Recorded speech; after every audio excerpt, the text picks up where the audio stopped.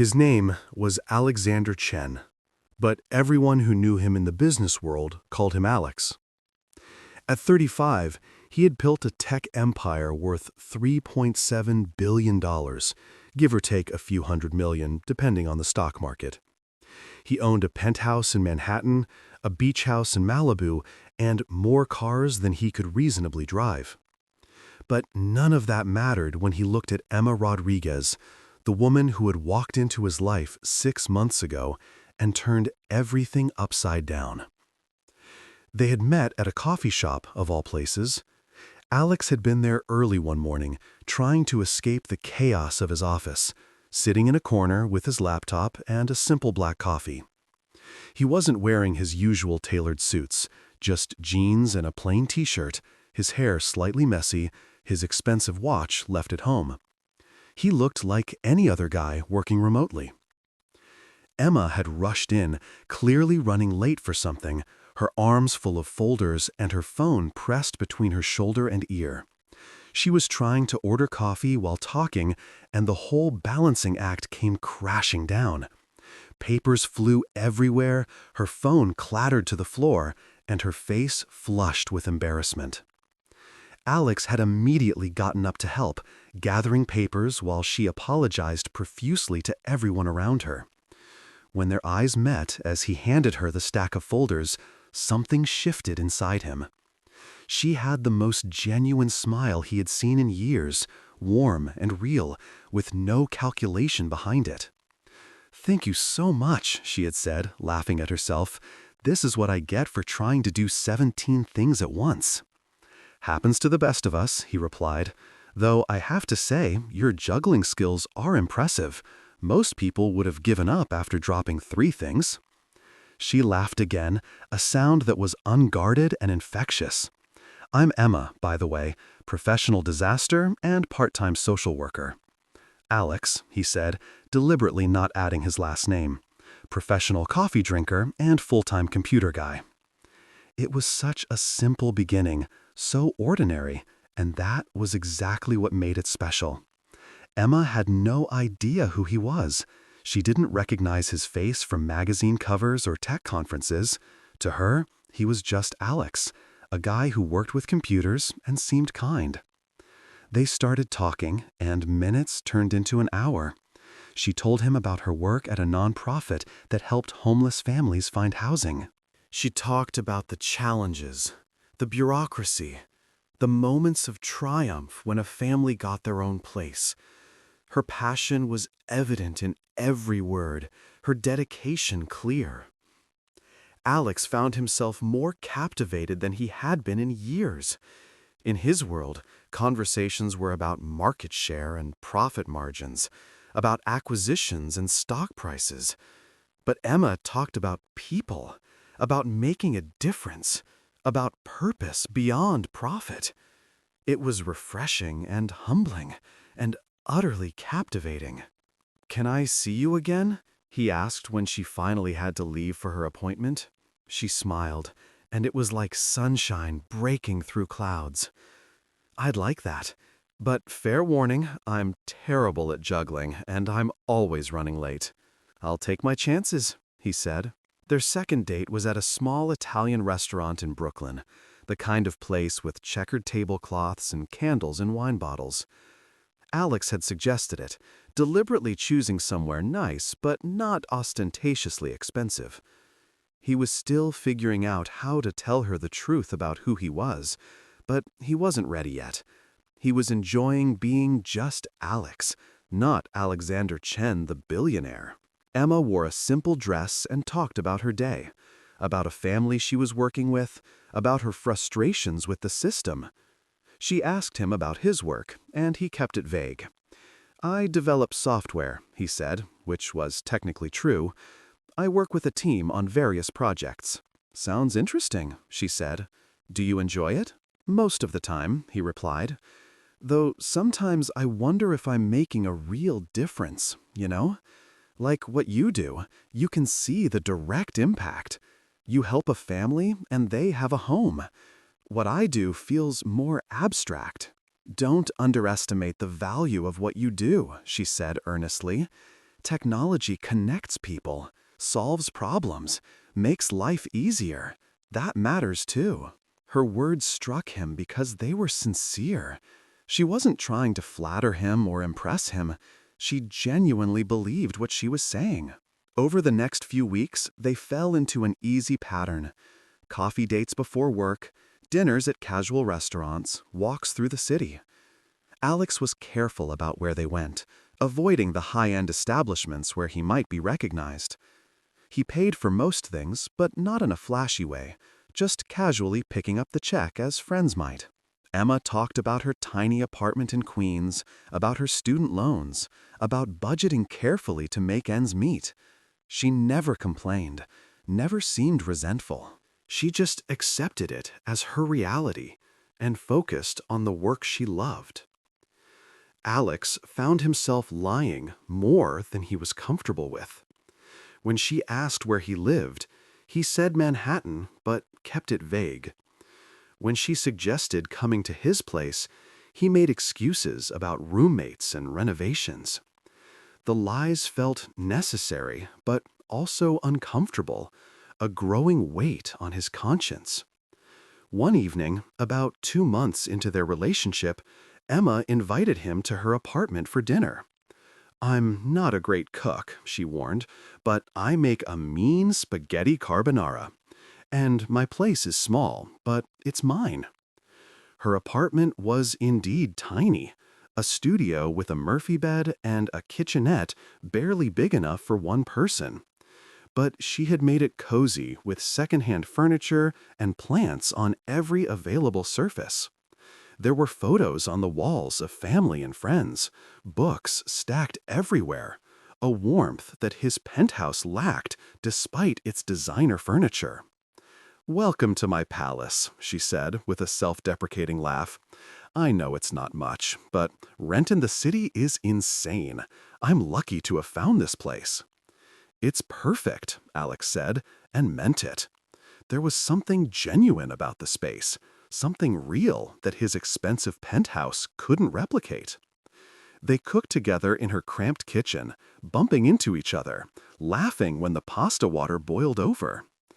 Emma talked about her childhood, about growing up in a working-class neighborhood in the Bronx, about her parents who had immigrated from Mexico and worked multiple jobs to support their family. "My dad always said, 'Work hard and be kind,'" she told him as they ate at her small table. "That's the secret to a good life. Not money or status, just honest work and treating people right." Alex thought about his own childhood, about the private schools and trust funds, about never having to worry about money. He felt a pang of guilt, both for his privileged upbringing and for the deception he was maintaining. "Your dad sounds like a wise man," he said. "He was," she replied, and there was sadness in her voice. "He passed away 3 years ago. Heart attack. He was only 57. "I'm sorry," Alex said, reaching across the table to take her hand. She squeezed his hand, grateful. "He never got to retire, never got to enjoy the life he worked so hard to build. That's why I do what I do, I guess, trying to help people have better lives, trying to make sure families don't have to struggle the way mine did." In that moment, Alex felt something shift inside him. This woman, who had so little compared to his vast wealth, was dedicating her life to helping others. Meanwhile, he spent his days accumulating more money than he could ever spend, more than he needed or could even use meaningfully. That night, lying in her Murphy bed in her tiny apartment, Alex held Emma and felt more content than he had in years.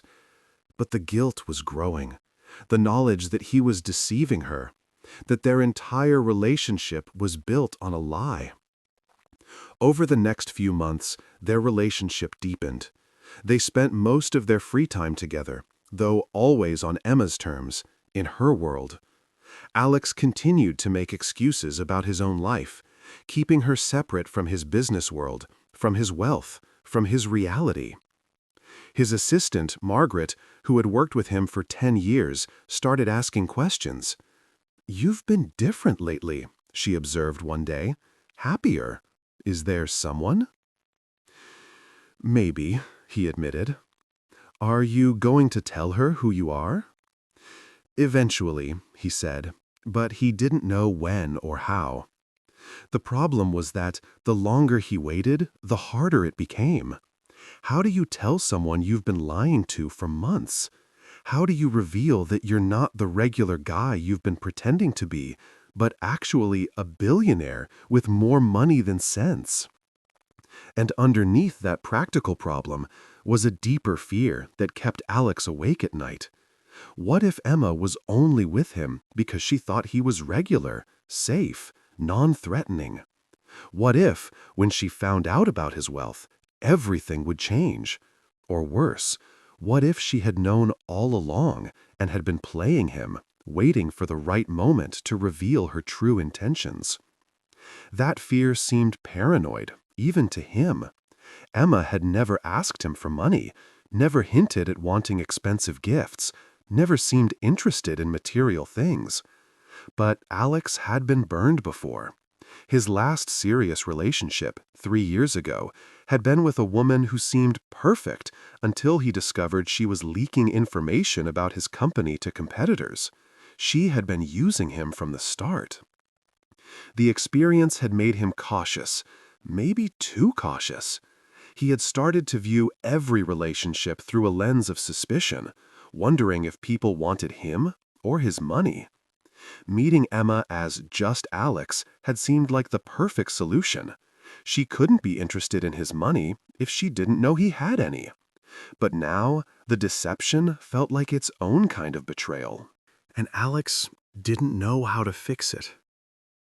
The crisis came, as crises often do, unexpectedly.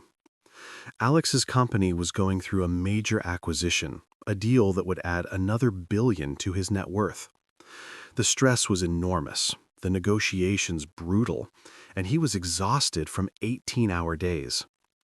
One evening, he showed up at Emma's apartment clearly drained. She took one look at him and pulled him inside. "You look terrible," she said with concern. "Have you eaten? When did you last sleep?" "I'm fine," he said automatically, but she was already pushing him toward the Murphy bed. "Lie down," she ordered. "I'm going to make you soup and you're going to rest." "I should go home," he protested weakly. "You should do what I tell you," she said with mock sternness. "Doctor's orders. Well, social worker's orders, which are basically the same thing." He lay down, and she covered him with a blanket, then bustled around her tiny kitchen making soup. He watched her move around the small space with efficiency and care, and felt a wave of emotion so strong it made his chest tight. This woman, who had so little, was taking care of him. Not because of what he could do for her or what he could buy her, but simply because she cared. When was the last time someone had taken care of him without an agenda? Emma brought him soup and sat on the edge of the bed while he ate. "Talk to me," she said gently. "What's going on? You've been stressed for weeks." "Just work stuff," he said. "A big project. It'll be over soon." "Is everything okay?" she asked. "I mean, financially? Because if you need help." He almost laughed at the irony. Here she was, living paycheck to paycheck, offering to help him. "I'm okay," he said. "Thank you for asking." "You know you can talk to me, right?" she said. "About anything. I know we haven't been together that long, but I care about you, Alex. A lot." "I care about you too," he said, and it was the most honest thing he had said in months. That night, as Emma slept beside him, Alex made a decision. He would tell her the truth. All of it. Who he was, what he had, everything. And he would deal with whatever consequences came. But fear held him back. What if she left? What if she felt betrayed by the deception? What if everything good between them was destroyed by the truth? An idea began to form in his mind. Terrible and tempting. What if he tested her first? What if he told her he had lost everything, that he was broke, that the stress she had seen wasn't from success, but from failure? If she stayed with him when she thought he had nothing, then he would know her feelings were real. Then he could tell her the truth, and they could build a real relationship on that foundation. The idea was manipulative. He knew that. It was a betrayal of trust, even as it sought to verify trust. But the fear of being used again, of being valued only for his money, was stronger than his ethical concerns. He started planning. He would tell her his company had failed, that he had lost his job, that he was essentially broke. He would see how she reacted, how she treated him. If she stayed, supported him, loved him despite thinking he had nothing, then he would know she was real. Then he would tell her everything, and they could laugh about it someday. It seemed like a perfect plan, or at least a justifiable one. He ignored the voice in his head that said he was making a mistake, that honesty was always better than deception, no matter how well-intentioned. The opportunity came a week later. Alex had deliberately been acting more stressed, more worried, laying the groundwork for his revelation. Emma had noticed, of course, her concern growing with each passing day. They were at her apartment, eating takeout Chinese food, when he decided to do it. He put down his chopsticks and took a deep breath. "Emma, I need to talk to you about something. Something serious." She immediately set down her own food, her face showing concern. "What's wrong? Are you okay?" "The company I work for," he said, choosing his words carefully. "There's been a major problem. Financial issues. They're shutting down. I'm losing my job." It wasn't entirely a lie. His company was going through a major change, just not the kind he was describing. But the words felt dirty in his mouth anyway. "Oh, Alex," Emma said, reaching for his hand. "I'm so sorry. When did this happen?" "The announcement was yesterday," he said. "It's been a mess. I've been trying to figure out what to do, where to go from here." "You'll find another job," she said confidently. "You're talented and hardworking. Someone will hire you." "It's more complicated than that," he continued, pushing forward with the lie. "I had invested a lot of my savings into the company. Stock options, retirement fund, everything. It's all gone. I'm essentially starting over from nothing." He watched her face carefully, looking for any sign of disappointment, calculation, withdrawal. But all he saw was sympathy and concern. "How bad is it?" she asked quietly. "Pretty bad," he said. "I'll probably have to give up my apartment, find something cheaper. I might need to move back in with my parents for a while until I get back on my feet." Her grip on his hand tightened. "That's a lot to deal with. How are you feeling?"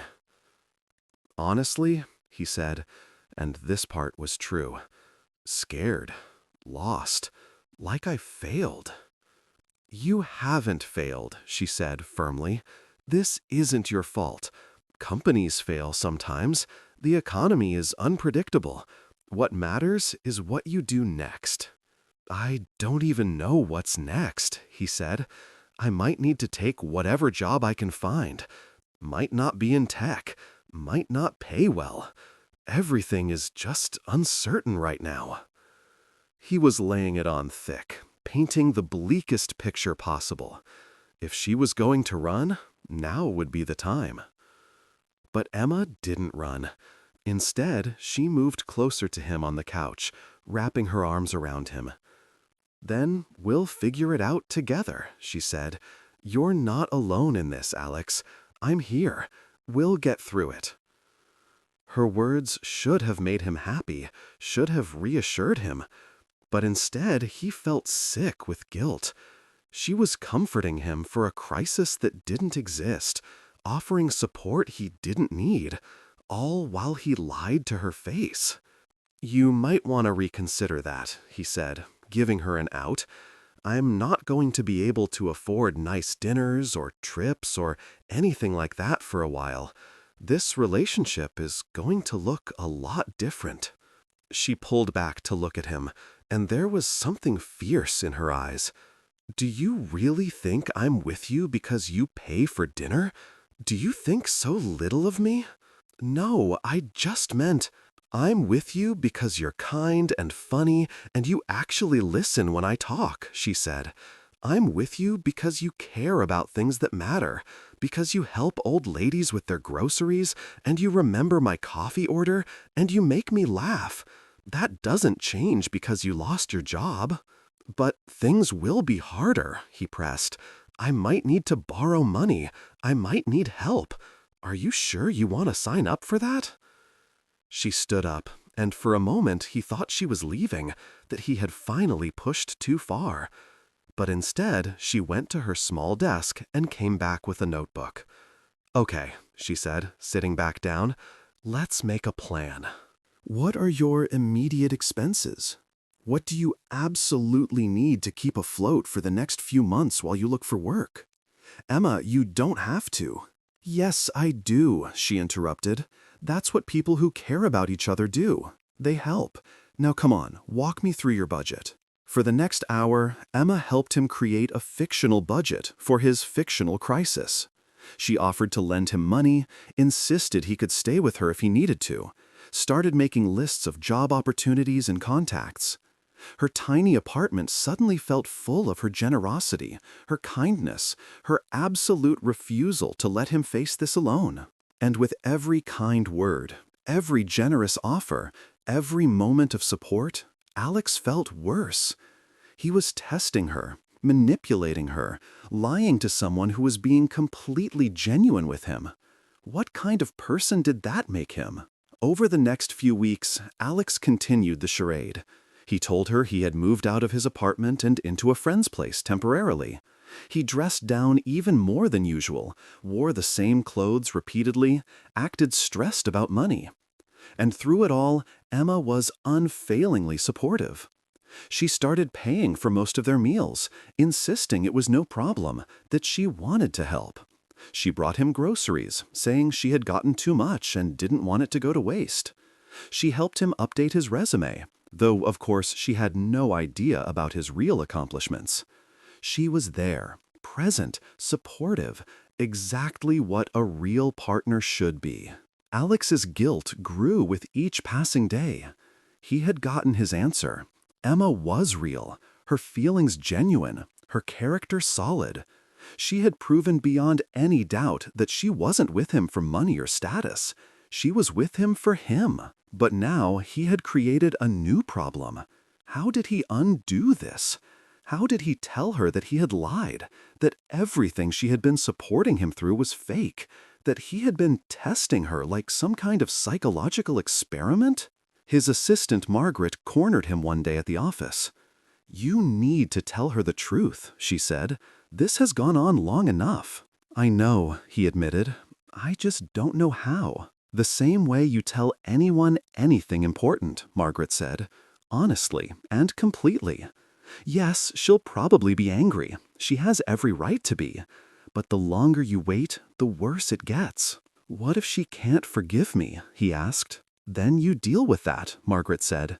"But what you're doing now, it's not fair to her. She thinks she's in a relationship with someone who trusts her, who is honest with her. Instead, she's being manipulated and tested. That's not love, Alex. That's control." Her words stung because they were true. He had told himself he was protecting his heart, being cautious, making sure. But really, he had been controlling the situation, controlling Emma's perception, controlling the entire relationship. And that wasn't what love was supposed to be. That evening, Alex went to Emma's apartment determined to tell her everything. But when he arrived, he found her in tears, her phone in her hand, her face devastated. "What's wrong?" he asked immediately, his plans forgotten in the face of her obvious distress. "It's my mom," she said, her voice breaking. "She's sick, really sick. They found a tumor. She needs surgery, but the insurance isn't covering all of it. We need $20,000. She broke down crying, and Alex held her, his mind racing. $20,000 was nothing to him. He could write a check right now, and it wouldn't even register in his accounts. But he was supposed to be broke, supposed to be struggling, supposed to have nothing. "I'm so sorry," he said, feeling helpless in a way he never had before. "What can I do?" "Nothing," she said, wiping her tears. "There's nothing anyone can do. We'll have to figure it out. Maybe I can take out a loan, or sell some stuff, or pick up extra work." The thought of Emma, who already worked so hard, taking on more just to raise money he had sitting in his account, made him feel physically ill. This was exactly the situation his money could solve. But he had created circumstances where he couldn't help without revealing his lies. "How much time do you have?" he asked. "They want to do the surgery in 3 weeks," she said. "So not much time to raise that kind of money. But I'll figure something out. I always do." Alex lay awake that night in his actual penthouse, staring at the ceiling, hating himself. Emma's mother was sick, really sick, and he had the power to help but had trapped himself with his own deception.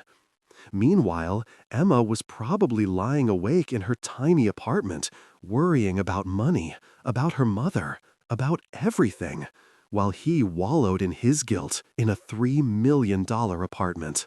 The next morning, he made a decision. He would tell Emma the truth, immediately, completely. He would deal with her anger, accept her judgment, and then he would help her mother. Even if Emma never spoke to him again, even if she hated him forever, he couldn't let her mother suffer because of his stupid game. He called her, asked to see her that evening. There was something in his tone that made her agree without question. She probably thought he was going to break up with her, and, in a way, that might be exactly what happened. That evening, Alex stood outside Emma's building, his heart pounding. He had faced boardrooms full of hostile investors, had negotiated billion-dollar deals, had built a company from nothing. But none of that had prepared him for this moment, for having to face someone he loved and admit what he had done. He knocked on her door. Emma opened it, and he could see she had been crying again, probably about her mother. The sight nearly broke him. "Come in," she said quietly. He stepped inside the tiny apartment that had become so familiar. Emma sat on her couch, and he sat beside her, trying to figure out where to start. "Emma," he said, his voice rough, "I need to tell you something. Several things, actually. And you're going to be angry, and you have every right to be, but I need you to hear me out." She looked at him with those warm brown eyes, concern evident. "What's going on, Alex? You're scaring me." He took a deep breath. "My name is Alexander Chen. I'm the founder and CEO of Chen Technologies. I'm worth about $3.7 billion. I have been since before I met you." The silence that followed was deafening. Emma just stared at him, her face completely blank, like she couldn't process what he had just said. "When I met you," he continued, pushing through, "I didn't tell you who I was, because I wanted someone to know me as just me, not as a rich guy. I've been burned before by people who only wanted my money, so I let you think I was just a regular guy who worked with computers." Emma's expression was starting to shift, moving from confusion towards something else, something harder. And then he forced himself to continue. "A few weeks ago, when I told you I lost my job and was broke, that was a lie. I made it up. I was testing you to see if you would stay with me if you thought I had nothing. I know how awful that sounds. I know what I did was wrong. But I was scared, and I let that fear turn me into someone manipulative and dishonest. Emma stood up abruptly and walked to her small window, her back to him. Alex waited, given her time to process, his heart in his throat. Finally, she spoke, her voice tight with emotion. "So, let me get this straight. You've been lying to me for 6 months about who you are, where you live, what you do, how much money you have, everything. Our entire relationship has been based on lies." "Essentially, yes," he admitted, "though my feelings for you have always been real." She laughed, but it was a bitter sound. "Your feelings? How am I supposed to believe anything you feel when you've proven you can lie to my face for months? When you've been testing me like I'm some kind of experiment?" "I'm sorry," he said, knowing the words were inadequate. "I was wrong. I should have told you the truth from the beginning." She turned to face him, and there were tears on her cheeks, but her eyes were fierce. "Do you have any idea what the past few weeks have been like for me? Watching you pretend to struggle, trying to help you with money I don't have, worrying about how we were going to make it through? I picked up extra shifts at work to try to have money to lend you. I was planning to sell my grandmother's ring to help you. And the whole time, you were just watching me? Testing me? Judging whether I passed your little examination?" "I know," he said quietly. "There's no excuse for what I did." "And now," she continued, her voice breaking, "now my mother is actually sick, and I'm actually struggling to find money to help her. And you could have helped all along, but instead you were playing games? That's why I'm telling you now," he said. "I couldn't keep lying, especially with your mother's situation. Emma, I want to help. I can pay for your mother's surgery right now. It's nothing to me, financially. Please let me help." She stared at him with an expression he couldn't read. "So now you want to throw money at the problem? You think that fixes the lying and the manipulation and the betrayal?" "No," he said. "I don't think it fixes anything. But your mother needs surgery, and I have the means to help. Whatever you think of me, whatever happens between us, please don't let your mother suffer because you're angry at me. You have every right to be furious, to never speak to me again. But please let me help with this." Emma walked to her door and opened it. "I need you to leave," she said. "I can't look at you right now. I can't process this." "What about your mother?" he asked desperately. "I'll figure it out," she said. "The same way I figured everything else out in my life. Without depending on people who lie to me. Emma, please." "Leave," she said firmly. "Just leave." Alex stood there for a moment, wanting to argue, to beg, to somehow make her understand. But he had no right to demand anything from her. He had betrayed her trust completely. So he walked to the door, pausing beside her. "I'm sorry," he said one more time. "I know that doesn't mean much now, but I am truly, deeply sorry. And the offer to help stands, no matter what happens between us. Your mother's health is more important than your anger at me." "Don't tell me what's important," she said coldly. "You don't get to do that. Not anymore." He left, and she closed the door behind him. He stood in the hallway for a long moment, listening to her cry on the other side of the door, wanting to go back in, but knowing he had no right. Finally, he walked away, feeling like he had just destroyed the best thing in his life. The next few days were torture. Alex threw himself into work, but he couldn't concentrate. He kept checking his phone, hoping for a message from Emma, getting nothing.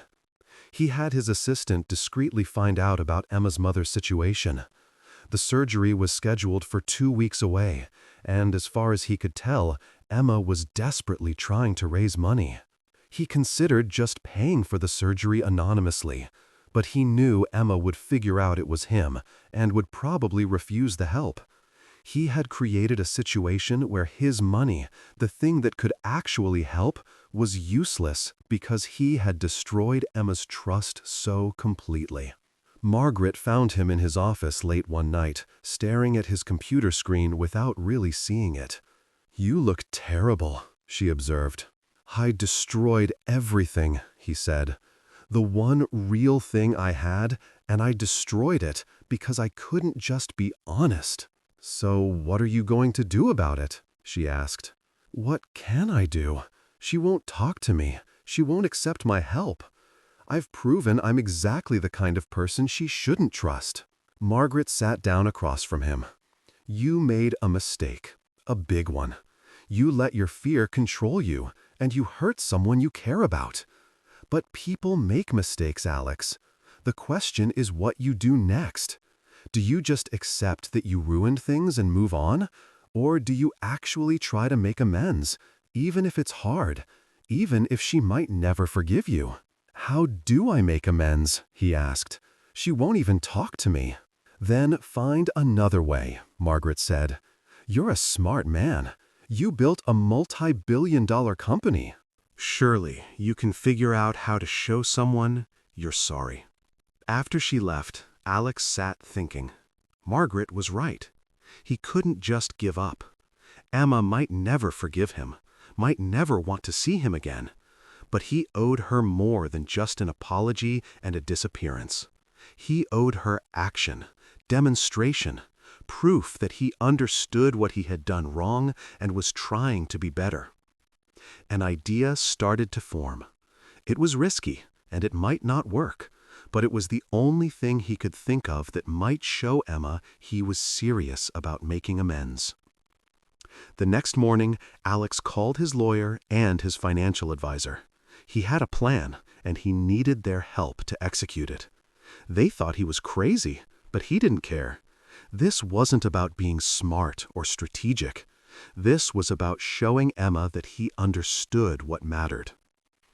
He also hired a private investigator, not to spy on Emma, but to find out exactly how much money she needed and what her mother's situation was. He needed details if he was going to help, even if his help had to be indirect. 3 days after their conversation, Emma received a letter. Not an email, not a text, but an actual handwritten letter delivered to her apartment. She almost threw it away when she saw it was from Alex, but curiosity made her open it. "Dear Emma," it read in his familiar handwriting. "I know you don't want to hear from me, and I respect that. I'm not writing this to ask for forgiveness or to make excuses. I'm writing because I need you to understand what I learned from you and what I'm doing because of you. You were right about everything you said. I betrayed your trust, manipulated you, and treated our relationship like a business transaction where I needed to verify the investment before committing. That was wrong, fundamentally and completely wrong. I told myself I was protecting my heart, being cautious because I'd been hurt before. But what I was really doing was protecting my money and my ego while risking something infinitely more valuable: genuine connection with another person. You showed me, through your actions over these past months, what real character looks like. You gave freely without expecting anything in return. You supported someone you thought was struggling, even when it meant sacrifice on your part. You valued people over possessions, purpose over profit, kindness over calculation. I claim to be a successful businessman, but I failed the most important test: being a good person. You passed that test every single day, and I was too busy testing you to appreciate it. I can't undo what I've done. I can't take back the lies or the manipulation. All I can do is try to be better, to learn from my mistakes, to become someone worthy of the grace you showed me even when you thought I had nothing. I'm not asking for another chance. I don't deserve one. I'm just asking that you let me help your mother, not as your boyfriend or even as your friend, but as someone who recognizes a need and has the ability to meet it. Your mother's health is more important than your pride or my guilt. Enclosed is a check for $50,000. It's enough for your mother's surgery and her recovery costs, with extra for any complications or additional treatment. This is not a loan. You don't owe me anything. Not money, not forgiveness, not even acknowledgement that you received this. If you refuse this help because you're angry at me, I understand. But please don't refuse it because you think accepting it means you forgive me or owe me anything. You don't. This is separate from us, from our history, from everything that happened. This is just one person helping another person's family member in need, which is something you taught me was important. I hope your mother's surgery goes well. I hope she makes a full recovery. And I hope someday you can forgive me, not for my sake, but for yours. Because carrying anger and hurt only damages the person carrying it. You deserve all the happiness in the world, Emma. I'm sorry I couldn't be the person to give it to you. With regret and respect, Alex. Emma sat on her couch, the letter in one hand and the check in the other, tears streaming down her face. She wanted to be angry, wanted to rip up the check and send it back to him. But her mother needed surgery, and her pride wasn't worth her mother's health. She called her mother that evening. "Mom," she said, "I found the money for your surgery." Her mother, Maria, was quiet for a moment. "How?" she asked. "Emma, what did you do?" "Someone helped," Emma said, not wanting to explain the whole situation. "Someone with means who wanted to contribute." "This someone," Maria said carefully, "is this the Alex you've been seeing?" "Yes," Emma admitted. "And what does he want in return?" "Nothing," Emma said. "He says it's a gift, no strings attached." "Nobody gives that kind of money for nothing," her mother said, the suspicion of someone who had worked hard for everything clear in her voice. "He's rich, Mom, really rich, and he lied to me about it, about a lot of things. We broke up, but he wants to help anyway." Her mother was quiet, processing this information. "Then we should accept," she said finally. "Pride doesn't cure cancer. If this man wants to help, if he's genuinely offering with no conditions, then we accept his help and we say thank you. That's what gracious people do." "I don't feel very gracious," Emma admitted. "Graciousness isn't about feelings," her mother said. "It's about actions. You can be angry at him and still accept his help. You can hate what he did and still appreciate what he's doing now. Life isn't black and white, mija. People can be wrong about some things and right about others." Emma deposited the check the next day.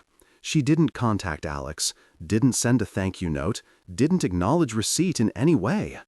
She told herself it was because she was still too angry, but part of her knew it was because she didn't know what to say. How do you thank someone for helping while still being furious at them for hurting you? Her mother's surgery was scheduled for the following week. Emma took time off work to be there, staying at her mother's bedside, praying in the hospital chapel, existing in that strange limbo of medical uncertainty. The surgery went well, the doctor said. They had removed the tumor, and while her mother would need follow-up treatment, the prognosis was good. Emma cried with relief, holding her mother's hand in the recovery room, overwhelmed with gratitude that she still had her mother, that they had caught it in time, that they had been able to afford the surgery that saved her life. And all of that was because of Alex. She couldn't deny that. His money, his help, had directly saved her mother's life. How was she supposed to reconcile that with her anger at him? How was she supposed to hold on to her hurt when he had done something so fundamentally good? A few days after the surgery, while her mother was recovering, Emma went for a walk to clear her head. She found herself thinking about everything that had happened, trying to sort through her tangled emotions. Alex had lied to her, manipulated her, tested her like she was some kind of business proposition. That was wrong, unquestionably wrong. But he had also come clean, had admitted his mistakes, had genuinely seemed remorseful. And he had helped her mother, no strings attached, asking for nothing in return. She thought about what her mother had said, about people being complex, about being able to be wrong about some things and right about others. She thought about all the moments she and Alex had shared, the laughter and conversation, the connection she had felt. Had all of that been fake, or had there been something real underneath the deception? Emma found herself in front of a familiar building. It took her a moment to realize where she was, the coffee shop where they had first met. She went inside, ordered her usual coffee, and sat in the corner where Alex had been sitting that first day. She remembered how natural everything had felt, how easy it had been to talk to him, how genuine the connection had seemed. And maybe it had been genuine in its way. Maybe Alex had been himself, just not all of himself. Maybe the person she had fallen for was real, just incomplete. But did that matter? Was partial honesty enough? Could you build a real relationship with someone who had proven they would lie to protect themselves? Her phone buzzed. It was a text from her sister, asking about their mother. Emma replied, then found herself scrolling through her messages with Alex. There were hundreds of them, months of conversations, jokes, plans, casual check-ins. She read through some of them, remembering the moments they represented. In one exchange, Alex had sent her a picture of a dog he saw on the street with the caption, "Thought of you." He had laughed because the dog was holding a coffee cup in its mouth. In another, they had debated the best pizza toppings for an hour, a ridiculous conversation that had somehow been meaningful. Were those moments fake because he had been hiding his wealth, or were they real despite the deception? Emma didn't know. She was still hurt, still angry, still betrayed. But she was also grateful, conflicted, and, if she was being honest with herself, she missed him. She missed their conversations, their easy companionship, the way he made her laugh. She missed what they had, even if she now knew what they had been built on a lie. She finished her coffee and walked home, no closer to resolution, but perhaps slightly less certain of her anger. The weeks passed. Emma's mother continued to recover, gaining strength each day. Emma went back to work, threw herself into her cases, tried to move forward. But she couldn't stop thinking about Alex, about everything that had happened, about what it all meant. She started to notice things she hadn't before. News articles about Chen Technologies, mentions of Alexander Chen in the business section, photos of him at charity events. He looked different in those pictures, more formal, more distant. But she could still see the man she had known in his smile, in the way he carried himself. One article in particular caught her attention.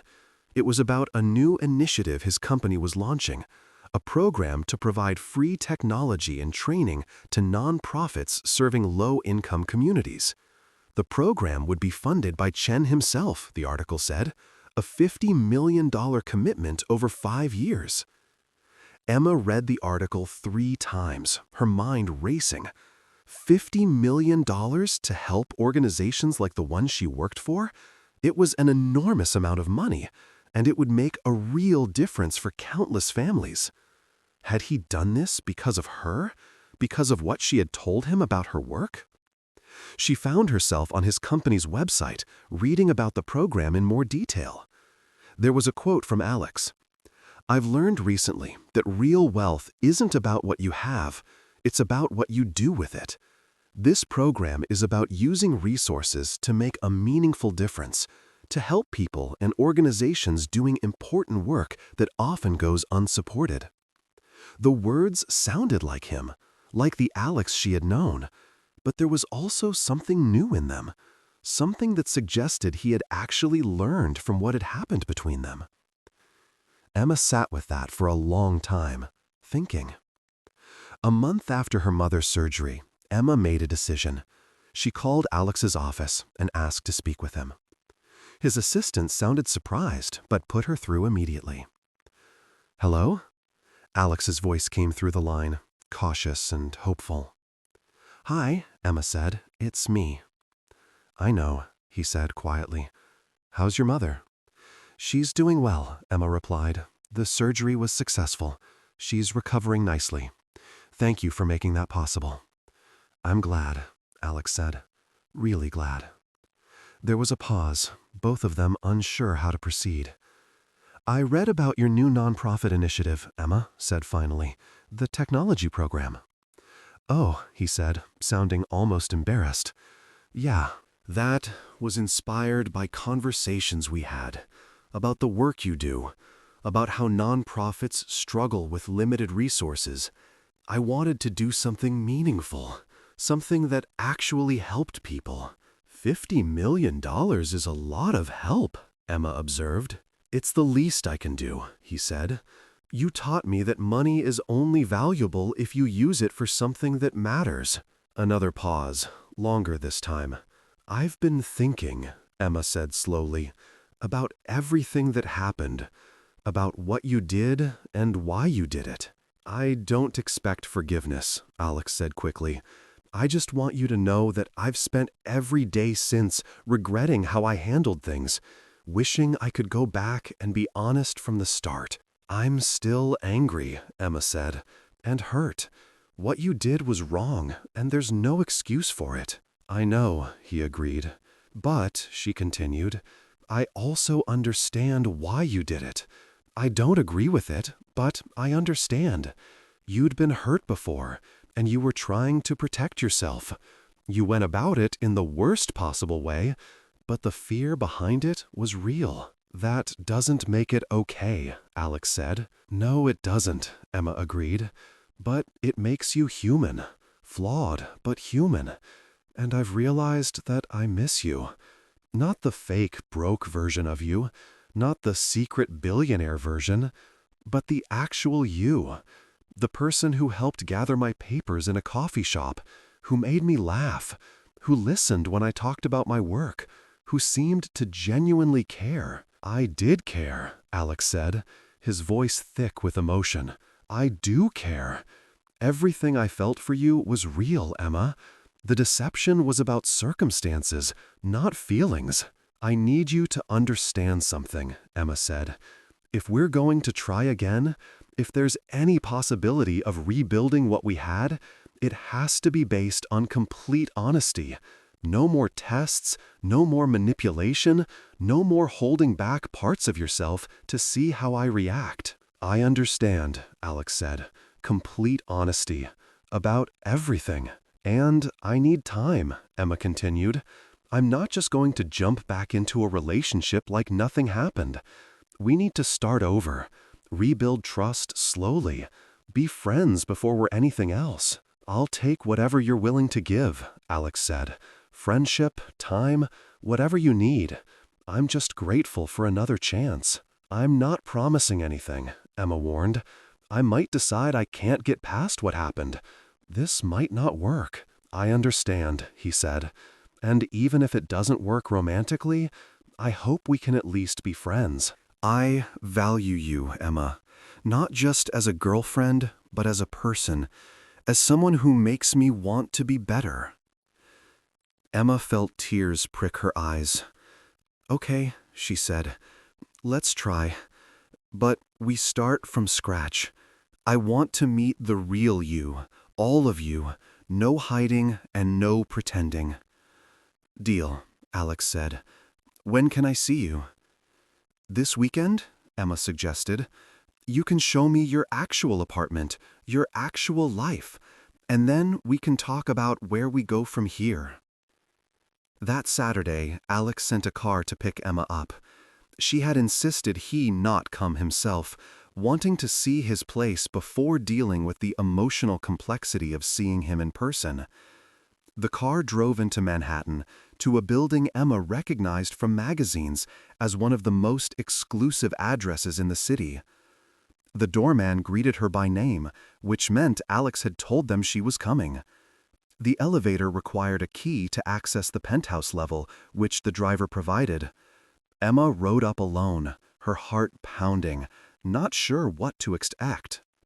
The elevator opened directly into the penthouse, and Emma stepped into a space that took her breath away.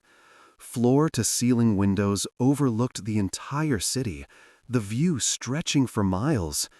The apartment was enormous, easily 100 times the size of her studio, with clean, modern lines and expensive furnishings that somehow still managed to feel inviting rather than cold. But what caught her attention were the details. There was a bookshelf full of books about social work and nonprofit management. There were framed photos on the walls, not of Alex at fancy events, but casual shots of nature and city streets, the kind of pictures he used to send her. There was a coffee maker that looked almost identical to the cheap one in her apartment, incongruous in the high-end kitchen. Alex appeared from another room, and Emma was struck by how nervous he looked. "Welcome," he said. "This is home, the real version." "It's beautiful," Emma said honestly.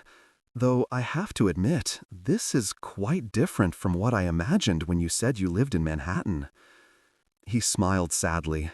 "Yeah, quite different from what I let you believe." They spent the afternoon talking, really talking, about everything. Alex told her about his childhood, about growing up wealthy and how that had shaped him. He told her about building his company, about the pressure and the stress and the loneliness of being at the top. He told her about past relationships that had failed because people wanted his money more than they wanted him. And he told her about meeting her, about how refreshing it had been to be seen as just a person, about how that had slowly morphed into deception and fear. Emma listened to all of it, asking questions, processing, trying to understand the whole picture of who he was. In turn, she told him things she had never shared before, about growing up poor, about the shame and pride that came with it, about watching her parents work themselves to exhaustion, about the guilt she felt for wanting more than they had been able to provide, about choosing social work because she wanted to help, but also because she understood struggle in a way wealthy people never could.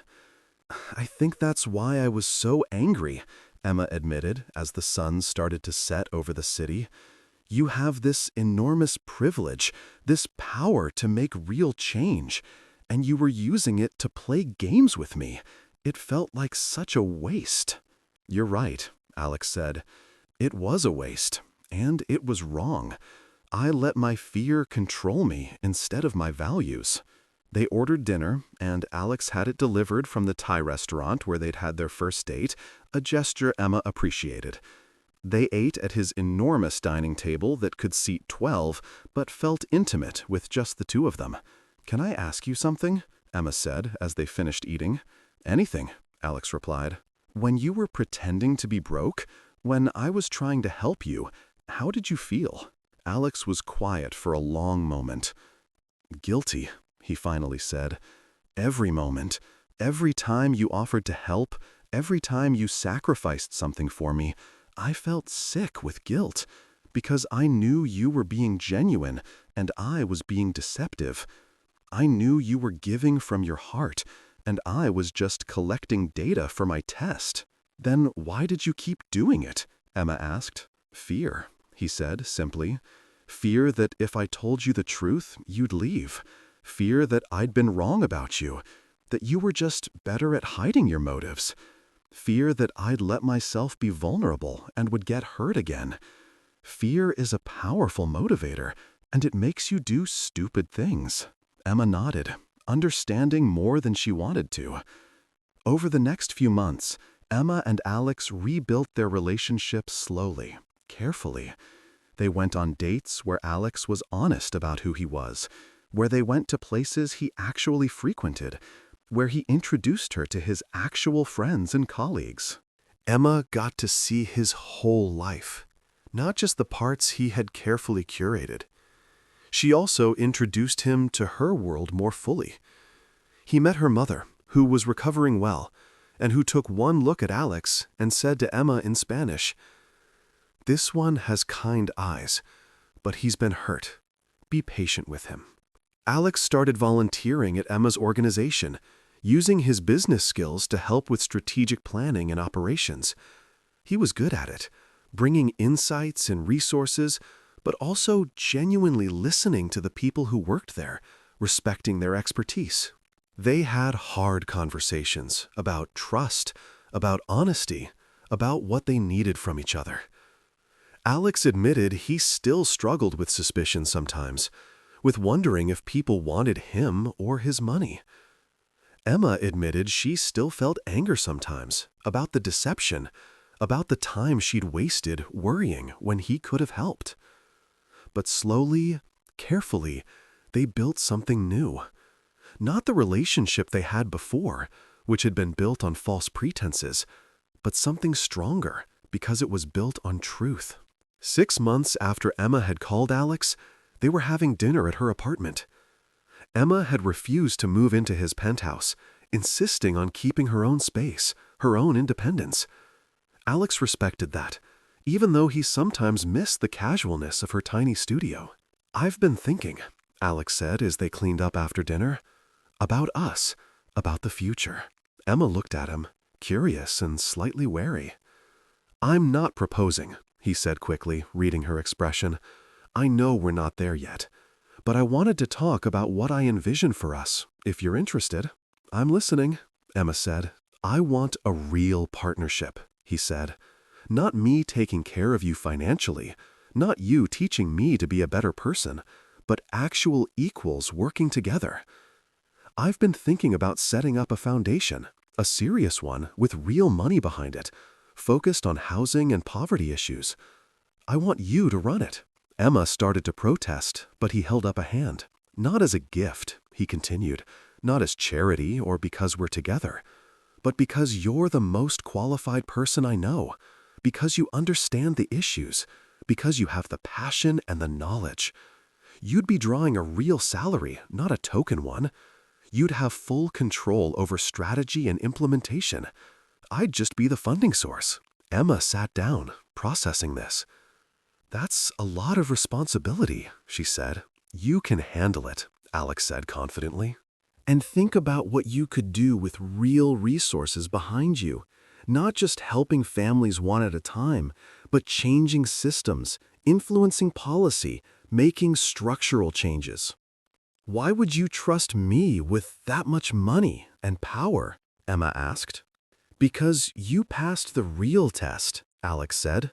"Not the fake one I put you through, but the real test of character that happens every day in how you treat people, in the choices you make, in the work you do. You've been passing that test your whole life." Emma felt tears in her eyes. "I'll think about it," she said. "That's all I ask," Alex replied. A year after they had reconnected, Emma accepted Alex's proposal to run his foundation. She negotiated her salary and her authority carefully, making sure she had real power and wasn't just a figurehead. The foundation launched with an initial endowment of $1 billion, focused on affordable housing and poverty reduction. Emma threw herself into the work with the same passion she had brought to her previous job, but now with resources that could make a real difference. She hired smart people, built partnerships, focused on long-term solutions rather than band-aids, and she was good at it, better than even Alex had expected. They continued to date, their relationship growing stronger as Emma saw that Alex had genuinely changed, that he had learned from his mistakes. He was more open now, more honest, more willing to be vulnerable. He still struggled sometimes with trust issues, but he worked on them, talked about them, didn't let them control his actions. And Emma learned to forgive, not because Alex deserved it, but because holding on to anger was exhausting. She learned that people were complex, capable of both hurting you and helping you, of being wrong and learning to be better. She learned that love wasn't about perfection, but about choosing someone despite their flaws, because of their strengths, with full knowledge of both.